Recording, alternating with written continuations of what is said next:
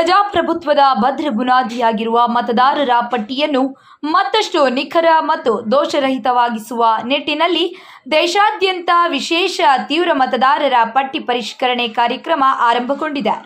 ಈ ಹಿನ್ನೆಲೆಯಲ್ಲಿ ಕೊರಟಗೆರೆ ವಿಧಾನಸಭಾ ಕ್ಷೇತ್ರದ ಬೂತ್ ಮಟ್ಟದ ಅಧಿಕಾರಿಗಳಿಗೆ ಮಹತ್ವದ ತರಬೇತಿ ಕಾರ್ಯಕ್ರಮವನ್ನು ಆಯೋಜಿಸಲಾಗಿದ್ದು, ಮತದಾರರ ಪಟ್ಟಿ ಪರಿಷ್ಕರಣೆ ಕಾರ್ಯವನ್ನು ಪರಿಣಾಮಕಾರಿಯಾಗಿ ನಡೆಸುವ ಕುರಿತು ಸಮಗ್ರ ಮಾಹಿತಿ ನೀಡಲಾಯಿತು. ಕೊರಟಗೆರೆ ಪಟ್ಟಣದ ರಾಜೀವ್ ಭವನದಲ್ಲಿ ವಿಶೇಷ ತೀವ್ರ ಮತದಾರರ ಪಟ್ಟಿ ಪರಿಷ್ಕರಣೆ ಕಾರ್ಯಕ್ರಮದ ಅಂಗವಾಗಿ ಬೂತ್ ಮಟ್ಟದ ಅಧಿಕಾರಿಗಳಿಗೆ ವಿಶೇಷ ತರಬೇತಿ ಕಾರ್ಯಕ್ರಮ ನಡೆಯಿತು. ಕೊರಟಗೆರೆ ವಿಧಾನಸಭಾ ಕ್ಷೇತ್ರದ 240ಕ್ಕೂ ಹೆಚ್ಚು ಬೂತ್ ಮಟ್ಟದ ಅಧಿಕಾರಿಗಳು ಈ ತರಬೇತಿಯಲ್ಲಿ ಭಾಗವಹಿಸಿದರು. ಎಲ್ಇಡಿ ಪರದೆಯ ಮೂಲಕ ಚುನಾವಣಾ ಆಯೋಗದ ಮಾರ್ಗಸೂಚಿಗಳಿಗೆ ಅನುಗುಣವಾಗಿ ತರಬೇತಿ ನೀಡಲಾಯಿತು.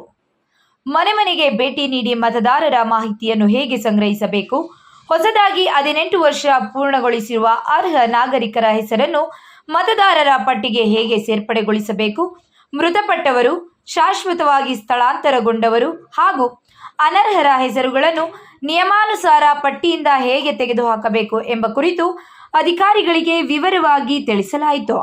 ಇದರ ಜೊತೆಗೆ ಮತದಾರರ ಹೆಸರು, ವಿಳಾಸ, ವಯಸ್ಸು ಹಾಗೂ ಇತರ ವೈಯಕ್ತಿಕ ಮಾಹಿತಿಯಲ್ಲಿ ಕಂಡುಬರುವ ದೋಷಗಳನ್ನು ತಿದ್ದುಪಡಿ ಮಾಡುವ ವಿಧಾನ, ಅಗತ್ಯ ದಾಖಲೆಗಳ ಪರಿಶೀಲನೆ, ಆನ್ಲೈನ್ ಮತ್ತು ಆಫ್ಲೈನ್ ಮೂಲಕ ಅರ್ಜಿಗಳನ್ನು ಸ್ವೀಕರಿಸುವ ಕ್ರಮ ಸೇರಿದಂತೆ ಹಲವು ಪ್ರಮುಖ ವಿಷಯಗಳ ಕುರಿತು ಸಮಗ್ರ ಮಾರ್ಗದರ್ಶನ ನೀಡಲಾಯಿತು. ಯಾವುದೇ ರೀತಿಯ ಜಾತಿ ಧರ್ಮದವರಾಗಿರ್ಲಿ, ಅವರು ಒಬ್ರು ಕೂಡ ವೋಟ್ ಹಾಕೋದ್ರಿಂದ ಅವರು ಹಿಂದೆ ಸರಿಬಾರ್ದು, ಮತ್ತೆ ಎಲ್ಲರಿಗೂ ಕೂಡ ಮತದಾನದ ಹಕ್ಕನ್ನು ಕೊಡಬೇಕು ಅಂತ ಅವರು ಪ್ರಯತ್ನ ಪಡ್ತಾರೆ. ಅದೇ ರೀತಿಯಲ್ಲಿ ಅವರು ಕೆಲಸ ಮಾಡ್ತಾರೆ. ಆದ್ರೆ ಇಲ್ಲಿ ಆ ಕಡೆ ಕೆಳಗಡೆ ಭಾಗದಲ್ಲಿ ಇದ್ದಾರೆ ನೋಡಿ, ಅವರು ಜ್ಞಾನೇಶ್ ಕುಮಾರ್ ಅಂತ, ಅವರನ್ನ ದೇವೂರು ಮಹಾದೇವ ಅಂತ ಚಿಂತಕರು ಅವರ ಜ್ಞಾನಗೆಟ್ಟ ಜ್ಞಾನೇಶ್ ಕುಮಾರ್ ಅಂತ ಕರೀತಾರೆ. ಯಾಕಂದ್ರೆ ಅವ್ರಿಗೆ ಜ್ಞಾನನೇ ಇಲ್ಲ. ಆತ ಎಷ್ಟು ಸಾಧ್ಯ ಆದ್ರೆ ಅಷ್ಟು ಬಡವರು, ದಲಿತರು, ಅಲ್ಪಸಂಖ್ಯಾತರ ಮತಗಳನ್ನ ಮತ್ತೆ ಅವ್ರು ಬಿಜೆಪಿ ವಿರೋಧಿ ಮತಗಳನ್ನ ತೆಗಿಬೇಕು ಅಂತ ಆತ ಕೂತಿದ್ದಾರೆ ಚುನಾವಣಾ ಆಯುಕ್ತರಾಗಿ.